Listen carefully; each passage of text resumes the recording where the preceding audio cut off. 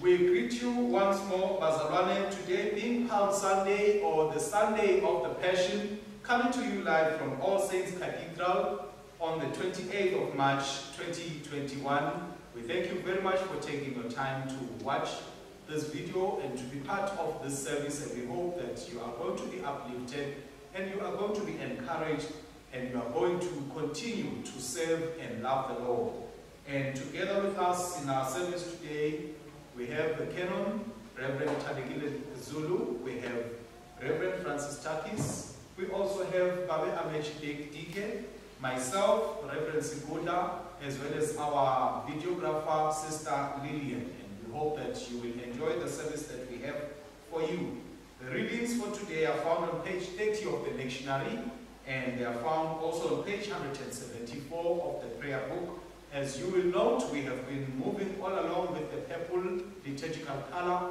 Now we have moved to red because it is Palm Sunday, a Sunday of the Passion.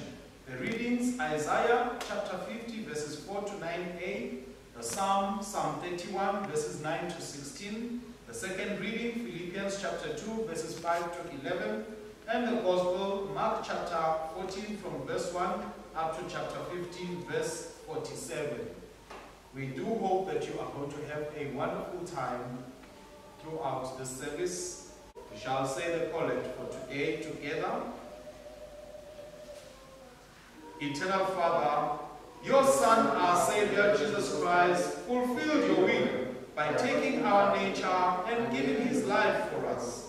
Help us to follow the example of his humility by walking in the way of the cross, through the same Lord Jesus Christ our Lord, who lives and reigns with you and the Holy Spirit, one God, now and forever. Amen. Let us pray. In the name of the Father, the Son, and the Holy Spirit. Amen. O Lord, our God, may you make the words of my mouth and the meditations of our hearts be always acceptable in your sight. In Jesus Christ's name we pray. Amen. Once again, Bazalwane, we greet you coming from All Saints Cathedral in Mbabane.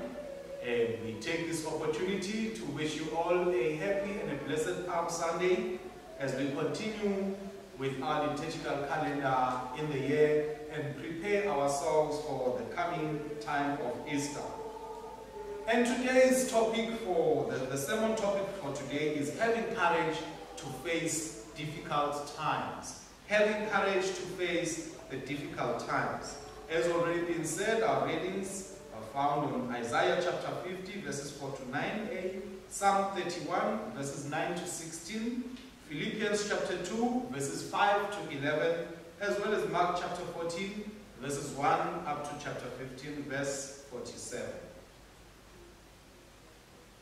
This is the last Sunday during the season of Lent, as after today we are going to journey together with Christ inside Jerusalem up to the point where he is crucified on Friday to resurrect again on Sunday. Many a time we talk about this day, we always look at the celebration and the noise and the adoration that the crowds bring to Christ as he enters the holy city. We remember him riding on a donkey and the people shouting and singing, Hosanna, Hosanna, and the people so excited to see Jesus Christ coming that we are told they cut palm branches and laid them on the ground. They also took off their cloaks and laid them on the ground where the donkey was going to walk with Jesus Christ on top. And it's very seldom for us, when we talk about Palm Sunday, to actually think what was going on in the mind of Christ when he entered into the holy city, and what this entry actually meant to him. Unfortunately for Christ, when he was on earth, there was nothing that was unknown to him. He knew everything. So his entry into Jerusalem was not a surprising thing, and everything else that was going to happen from that time on did not take him by surprise, because he knew, being God, despite being in the body of man and being man at that particular point in time, but he knew everything because he was in constant contact with God, and he understood and knew the times and the seasons. I'm wondering that if he had not known, what would he have said when he saw people rejoicing and making all this pomp and show as he entered into Jerusalem? But because he knew, as the people were making all this noise and all this celebration, we know that his heart was very heavy because he had a huge load to bear on his shoulders. And there was unfortunately nobody else who could assist him to relieve him of this load. The people were there, they were happy to see him coming because in their hearts they were telling themselves, this man will lead us into battle. We are going to defeat the Romans. We are going to get the Romans out. And I think somehow it was very befitting that it was a time when they were moving into Passover, because then they remember that during the time of the Passover, God helped them to move out of Egypt. Now for Christ, it was important that the will of God should happen, and that the love of God should be made manifest and should be availed for all people of God, whether they've lived in the past, whether they were living during the time he was there, or people who are going to live in the future. For him it was important that the will of God and the love of God be manifest to all these people. So in as much as Jesus Christ knew what was going to happen, and he didn't like what was going to happen, despite that he said, as we will hear on one of the days when he was praying, if you read in our readings, verses 32 to 36 in chapter 14, he says to God, Lord, if only it were not my will, if it were up to me, this cup would be taken away from me. But let not my will, but your will be done. So we understand that Jesus Christ, as he was moving into Jerusalem, riding on the donkey, the people were excited and happy, but he had a very heavy heart. But because he knew what he was all about, he looked at the bigger picture of saving humanity and giving humankind a hope for eternal life and giving humankind reconciliation with the Father. During this time of Lent, we have probably been faced with a number of important decisions to make on our lives. But I doubt if any of those decisions would weigh so heavily upon us as the decision that was before Jesus Christ. Because he was faced with the decision, what should I do? Should I call the angels to come and stop all this, or should I go through with it? He decided to go through with it. He entered into Jerusalem. And we at this particular point in time are probably faced with similar dilemmas, which are also weighing heavily upon us. We are living at a time whereby we are faced with COVID-19, and there are questions that people are asking. Should I get vaccinated? Should I isolate? Should I quarantine? Should I allow myself to be shut down? Should I allow myself to live under lockdown? So many different questions, and they are all weighing so heavily because if you take the wrong answer, you might find yourself in big trouble. Now, when we read from Isaiah and also reading the Psalm, we hear of a prophecy that is being made of how shameful or how shaming the encounter Jesus Christ was going to get in Jerusalem was going to be. And any self-respecting person was not going to agree to this kind of shame that we are hearing being spoken about here. But Jesus Christ decided and chose that he would go through it so that you and I would have a chance at eternal life, would have a chance at a relationship with God. We hear that the things that were going to happen to him as he was getting prepared to go to the cross were going to be very shameful. We hear how they would slap him, we hear how they would insult him, how they would spit on him, how they would pull his beard, how they would even beat him and falsely accuse him. Despite all of this, Jesus Christ said, I will go through it because I want to save humanity. He understood that for history to change, there had to be a sacrifice. For history to change, there had to be a very harsh and difficult decision, without which, if he didn't take, then the history of humankind would never change, and people would continue to live in sin and be doomed to die and go to hell forever. But here was a chance for him to help the people of God to be reconciled to God and to provide the people of God with the help and the strength that they need. During these times and days of uncertainty with more questions than answers, the question is, can we have the boldness to trust God more than to trust human intervention? Because God really cares. In the reading that we found today, we hear that one of the disciples decided to take out a sword and cut off the ear of one of the soldiers. Jesus Christ could have easily told his disciples, fight with me guys, let's fight these people. He could have gone for human intervention, but he said, Lord, I lay everything before you and I seek you, God, to allow everything to happen as according to your will. Now in the psalm, we hear that despite this situation that Jesus Christ was going to go through, was going to be shameful, but he knew and understood that it was not going to last. And therefore he had the courage and the strength to persevere. And so, even ourselves during this particular point in time, as we are faced with so many difficulties in terms of job losses, salary cuts, salary freezes, being hated, and also being uncertain about tomorrow. Some people, as we speak today, are not even sure what they will be eating tomorrow, where they will be sleeping tomorrow. They could be evicted because they do not have the money to pay because of the economic downturn that has happened. But today I bring hope to you, to say, rest assured that God is going to make a way for us if we are going to have the same attitude as Jesus Christ, to say, Lord, let your will be done. Lord, we surrender everything to you. Lord, we look up to you. People are going to stand against us from every side as they stood against Jesus Christ. But we need to stand and have courage and soldier on because we know that God is there and God cares for us.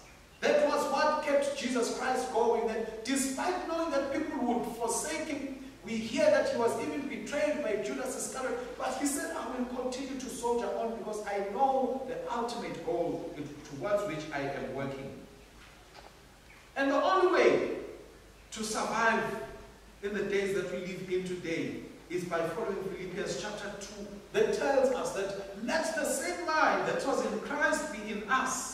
That mind of trusting God, that mind of humbling ourselves, that mind of obeying God and doing what God says. Because we know that at the end of the day, God will glorify us and God will be glorified.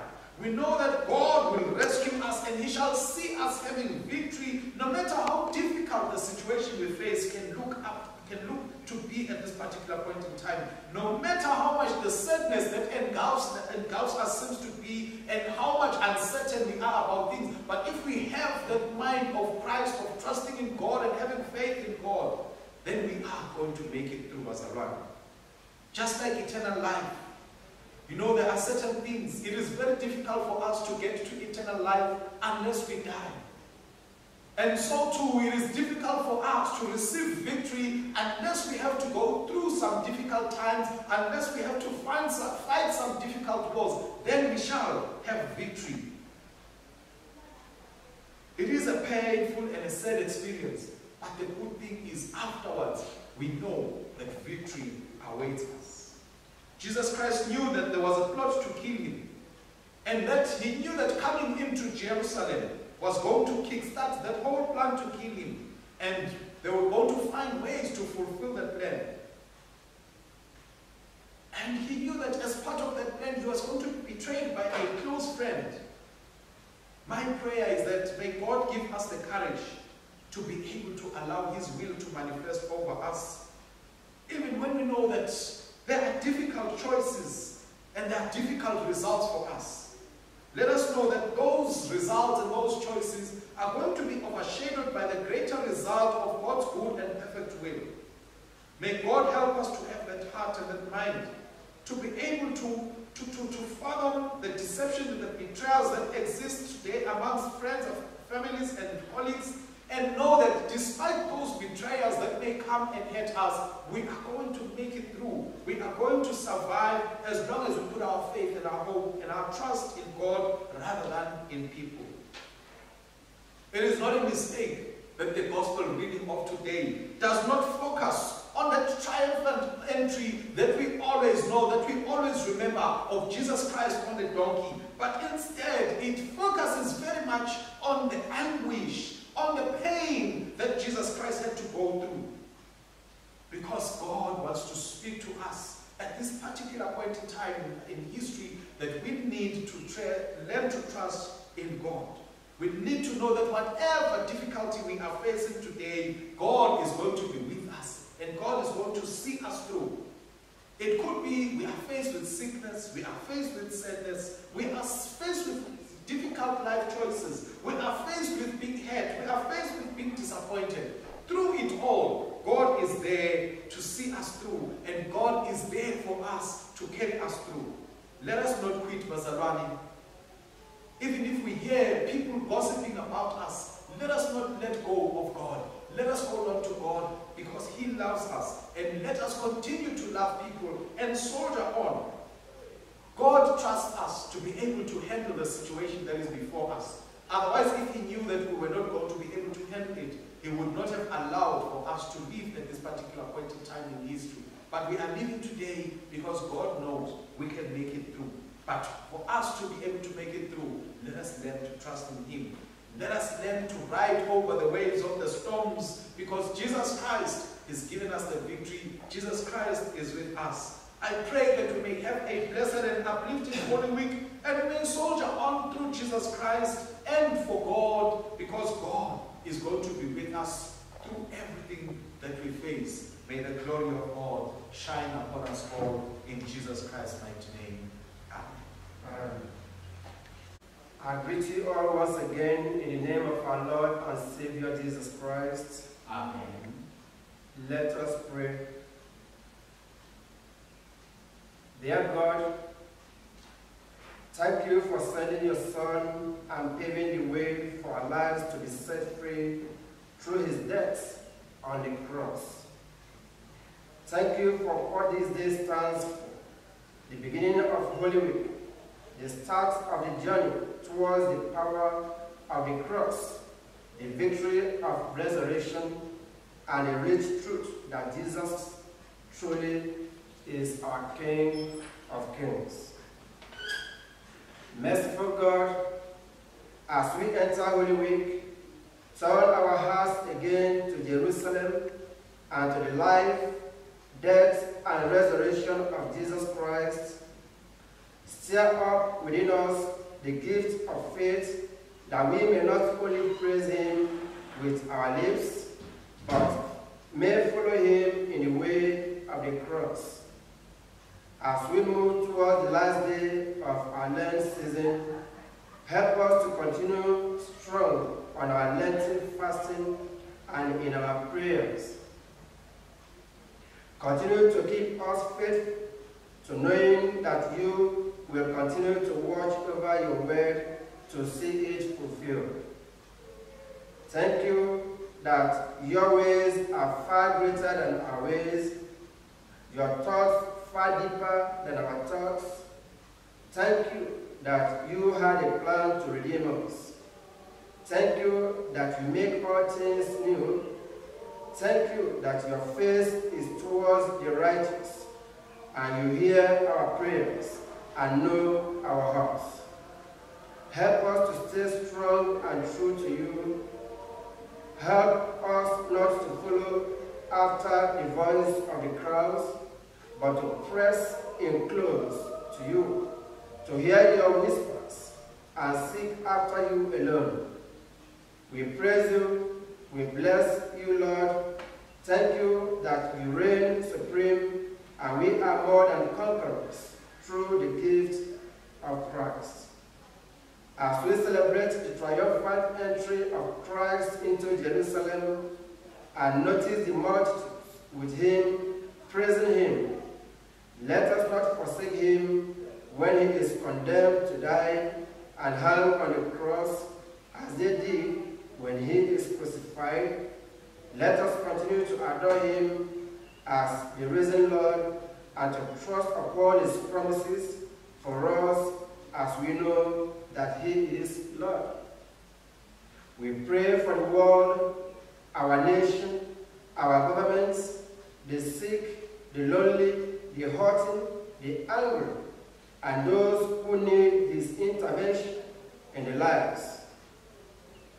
You, O Lord, know best how to deal with these situations, so we seek positive responses from you for our prayers made silently in our hearts. We continue to lift you up as King over our lives. Let us await your soon return so that we may rejoice every day, knowing that we are promised better things through Him who died for us. This we pray for in the mighty name of Jesus Christ. Amen. Amen.